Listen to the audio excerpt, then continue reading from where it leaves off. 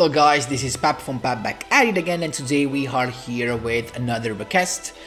So guys, keep in mind that I'm reading all of your requests. So if after a little while you see the videos, of course you're gonna be happy and I'm happy too. But if you do not see a response to your request, actually not a response but a video response to your request, if you ask for an updated version of a deck, I always try and test it, try to update it and to make it, you know, suitable for the current meta, to make it, you know, to make it like it works. But of course it does not happen always. I do not always manage to do it. Sometimes the deck simply needs some support, some new support to be, you know, playable again, because I do not want to, you know, bring to the channel just decks that cannot do nothing. I want to bring you decks that you can win with. Okay, so that's why if you ask for, you know, just to take as an example, I remember some of you guys asked for the Cheery Fair Girl updated version. Unfortunately guys, I tried, actually it was a deck around the agent archetype, but unfortunately guys, I tried it, I tried to test it, but we have no support, no new support, so I didn't have how to, you know, make it work. So I tried it, it's not ready, we need some support for agent before trying something different. That's why you're not gonna see a video about it. Sorry for the long introduction, but this instead of course is about a request that was actually pretty cool, and this was the request on updated version, as you may have seen from the thumbnail, of a Burning Abyss deck, but the point is that it is free to play.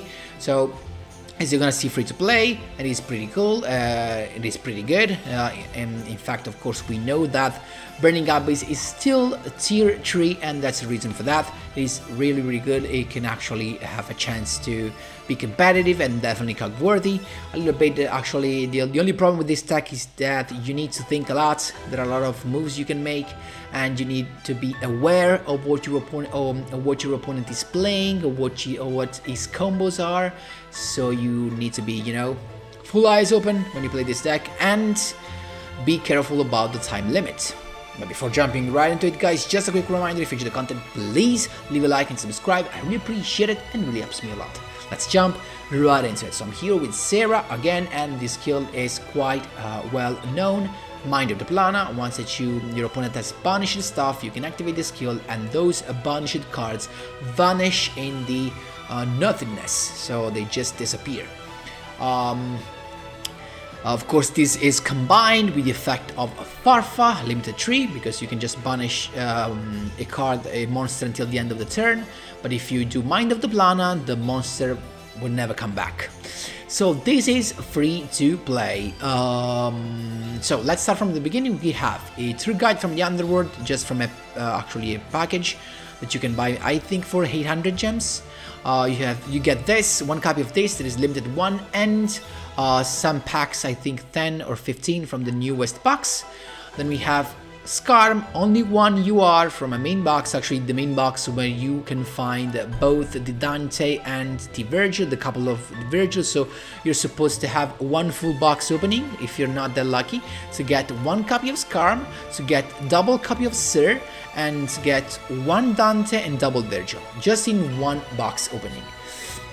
Then we have, of course, Skarm is the Searcher. Then we have the Crane, free to play. How to obtain it with the ticket, I guess. It was a campaign reward. Actually, I think you can't obtain it for now, but I think it will be soon available again. Then we have a couple of Temperance as a nice free-to-play card. Why did I use that? Because back in the day when I was playing this deck, I used to have triple Seer and triple Farfa, but now we cannot play triple and triple because both are limited 3, so we have to play 2 Seer and 1 Farfa, and those slots that were actually freed, I used them to have a couple of defense more, the double Temperance, that combined with double Kite Droid make, you know, enough defense. And then I added some more copies of Libich and Alich. So Unleash to negate the effect of a face-up monster, pretty nice. And Liberty said when you send to the graveyard, you can special summon a monster for a level 3 Dark Fiend type monster from your hand, but it has its effect negated, so it is pretty nice if you detach him with Beatrice, you special summon a Burning Abyss monster from your hand, and it does not get destroyed because its effect are negated with the Liberty effect, and you're cool. And then last but not least, Rubich, the tuner basically, to go into your Virgil. That's pretty nice. What we have left, we have the extra deck, of course. The double Virgil, pretty cool. You can shuffle a card into the deck by discarding a Fiend type monster. We have the Dante. Of course, guys, there's just no need to say it, to tell it, but I want to do anyway. If you have another copy of Dante and another copy of Beatrice, definitely put them in the extra deck instead of the double DD Stone King Darius. Definitely put one more copy of this in this if you have it. This was just, you know, to make it free to play 100%. That's why you see only one copy. Then we have DD Stone King Darius. This is actually a level up reward from Deca Nakaba, a couple of copies. One Nightmare Shark, free to play as well, Shark dual reward. Then we have the Beatrice, that is the only card I think from another box. It is, I think it is a mini, yes it is a mini box, so it's just a super rare from a mini, not that much. I mean it actually, it is included in the free to play conception. I think in free to play you can include one main box opening and one mini box opening. And then we have the Ghostly Caluguard that I think it's from another mini box, right? But it is not needed. It's not a mandatory stuff. I put it there because, you know, you can be chilling. It's just a super rare. If you do not have it, you can just put in another Nightmare Shark. Of course, supposing you do not have another Beatrice or another Dante. Keep in mind that. Guys, the deck is pretty cool. Stay tuned for the replays because there's a lot to think about. Of course, the first time you're gonna misplay a lot because you need to, you know, make mistakes in order to understand where you could have done better. Myself as well, I had so many misplays when I came back playing this deck. Of course, you know, playing and playing, I actually was ready again, but don't worry about that. It is actually a hard deck to play. And I think that's all for the explanation, and we can jump right into the replays. Here we go, my boys. First replay, this was just really quick to make you understand how good it can just be having the Beatrice on the field. This was just white. I was playing White Princess instead of Temperance, but you know, with all the Link monsters that are on the field, it's just better to play the Temperance. Honestly, it's also just an unpredictable defense instead of the White Princess. So the final version is just with the Temperance, of course. So as you can see right there, it's just so easy, even with the free-to-play version, to go into Beatrice first turn. It really is that easy. I just attacked at that point, and it's just all you need at this point, because as soon as he goes for the Resonator Call and he summons his tuner guy, his special summon his tuner boy, the Crimson Resonator, at the point you can just stop it, and he's not able to do anything else. And most of the decks are just like that. You can just use Beatrice effect, send a Farfa to the graveyard, and you're good to go. So there's nothing more. Of course, guys, another thing is that if you happen to already have the Farfa in the graveyard and you want to use the effect, of course the solution is to send a Seer to the graveyard, because if you send a Seer to the graveyard, you're gonna activate its effect to special summon a Burning Abyss. You're gonna special summon Farfa, but Farfa is gonna be destroyed as soon as it touches the field, because we control another monster that is not a Burning Abyss, of course Beatrice. So it's gonna go to the graveyard and you're gonna activate the effect of Farfa again. So even if he was already in the graveyard. So as you can see right there, I can also summon the Rubich, because with Beatrice basically you have a couple of effects, the one that you send from the deck and the one that you detached. So if you're really careful about that and you manage to have a knowledge among the materials of Beatrice, you can both banish a monster your opponent controls and negate the effects of another monster your opponent controls with Unleash and Farfa. Insane, and this is a combo that you can do so easily with a free-to-play version. There you go. Second duel with my boy against, of course, the tier 0 Rise from the Valley of Flames, Salamangreat. It's us to go first. I went with Alich, of course, one of the usual combo. I don't know if I'm gonna explaining this just because I don't know if all of you saw the other videos. I don't know if you know the combos. So why is that? So if we summon this guy, we know that when we summon the Burning Abyss, they cannot be on the field if you control another monsters. A monster that is not Burning Abyss. What happens with Cray Crane is that when it's normal summoned, you can target a level 3 monster and special summon it with the effect negated. So when you summon Cray Crane, the Burning Abyss gets destroyed, so you can target him with the effect, and once that he comes back, its effect are negated, so it does not get destroyed by its own effect. So Dante is here, discarding this is the Seer, and there you go, Beatrice is here and is ready. So of course we have Salamangreat, we got Liddy back to begin with, adding the Gazelle back to his hand. He's got the first Link summon, Balanix is here, Balanix I think, Balanix. Foul's effect as well, so he added the Salamangreat Sanctuary to his end, and the Foul special summon, so we have no back row, so Foul is not that much of an issue. Starlight Wolf is here, and tag alone at this point. Gazelle activates, so as soon as he activated Gazelle, I knew he was about to summon it right here to trigger the effect of Sunlight Wolf. That's why I used the effect of Beatrice to send the Alich and send the Farfa. So I detaching the Alich and I send the Farfa from the deck, so I have two effects popping out. The first one from Alich to negate the effect of a face-up monster, and with Farfa to banish until the end of phase a monster. So there you go, he's got the Gazelle effect and the Sunlight Wolf's effect. So at this point I should have done that before, but you know, to avoid Sunlight Wolf's effect, but that's fine because we're gonna have both the effects. With Farfa we're gonna banish the Sunlight Wolf, and with Alich we're gonna target instead the Gazelle, so that he cannot send the counter trap to the graveyard, and so that he cannot recycle it basically. So yes, triple set, in the end of phase Farfa's effect to make the monster come back, but we're chilling at this point.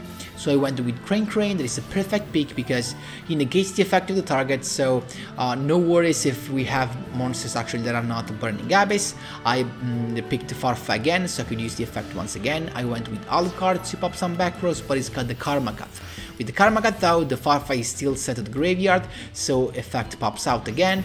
Goodbye to Sunlight Wolf with the skill Mind of the Plana, then Beatrice to send a Skarm to have a search in the end phase, and then I just attacked. He kept his monster with the effect of Balanix, but in the end phase, Skarm let me pick the Tour Guide, another perfect pick of course, because the Tour Guide as well, when summons a monster from the deck, negates its effect, so we have no issue with the Burning Abyss. He's got the Link summon of Balanix once again.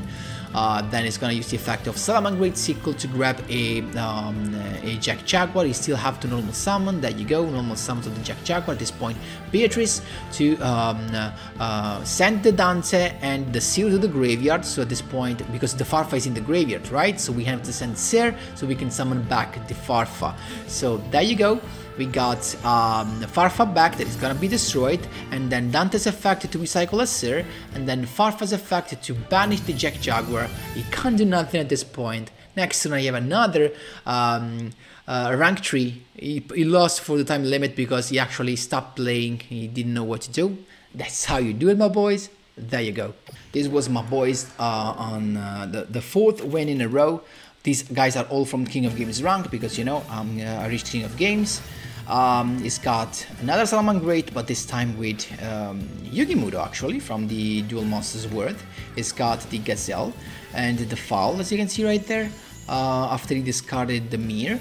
So he went straight away, sending of course the counter trap, unfortunately, and he went straight away in the Sunlight Wolf. He's got the Salamangreat Sanctuary, so Reincarnation Link summon, so Sunlight Wolf can actually recycle the Roar. That's gonna be set, and he handed his turn, so we know he has a negation right there, and we have all we need to go past that, because now we can just, you know, I mean, just see.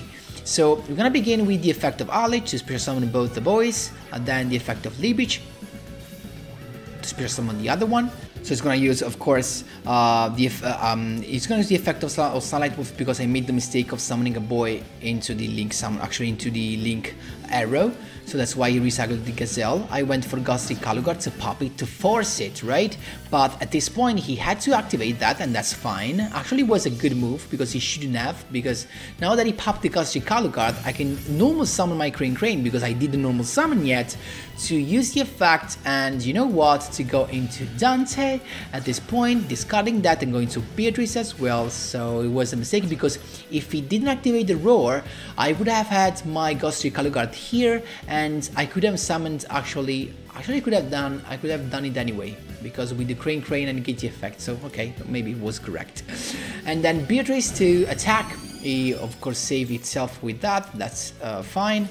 But in the draw phase I decided to send Farfa to the graveyard and detaching Dante to recycle the Leech to my hand to banish the Sunlight Wolf to avoid him using the effect once again. So I went with the Gazelles, that's fine, and then in the end he sets a card, and then in the end phase the Sunlight Wolf comes back. Beatrice to begin with, sending the Scarm. At this point I just attacked, because I actually couldn't do nothing, you know, because the point is that once that I summon this guy, they're gonna be destroyed because Beatrice is not the Burning Abyss monster, right? So use Crackdown to steal it, and in the end phase I can just grab a Tour Guide, but I'm chilling because I have my Kiteroid. He's got Tided Binds to attack, but you know, Kiteroid twice, and I'm chilling, he can't do nothing. So that's pretty cool. Crane, perfect pick, but I already have also the Tour Guide of the Underworld, so he's got the Needle Ceiling to pop everything, but that is not a good move. I can just special summon both Rubich and the Leech to go into a synchro summon. Virgil is here, not to, you know, I knew I didn't have the card to discard to make this come back to deck, but just because if he pops it, I get to draw a card. You know, and also he was the monster with higher attack, but when he draws, he can't do nothing with one card. So that's how you do it, my boys. With Burning Abyss, it's only big brain. That's how you do it. There you go. Last but not least, my boy, this was the 5th win in a row against my Valentine and Roma strategy. Let's see what we've got. It's him to begin. We have a pretty good, and it's got toy vendors, so actually it is with Fluffles, as you can see right there. It's gonna go first with the Owl to add a Polymerization to his hand. Actually he added the Frightful Fusion, that's fine. No, he added the Polymerization, and he added the Frightful Fusion with the effect of Imp's Chain, I guess. So he went straight away into Frightful Ship. One of a good turn one, because when this card is destroyed or sent to the graveyard, he can special summon it back. But what he does not know is that I have access to Farfa, so I don't care about that effect. I can just summon both my boys, Rubich and Hallich, to go into Virgil actually as well, to use the effect, make that come back to the actual deck, then Tour Guide of the Underworld to summon the Scarm, and go into an XC summon. Dante is here using the effect, boosting up, Sears effect to summon the Hallich, but it's got nothing else in hand. I mean, this was just an overkill, as you can see right there. So just to show you that this deck is not only a turn 1 deck, but it can also be a turn 2, so to go for an OTK, more than 6k damage, as you can see right there. That's how you do it, my boys. There you go. So guys, that was all for today's video. So I hope the guys that asked for the updated version of this free-to-play Burning Abyss are happy. Let me know what you think in the comment section down below, guys. Thanks a lot for watching and for all the support that you provide, guys. I'm really grateful for that. And see you in the next one.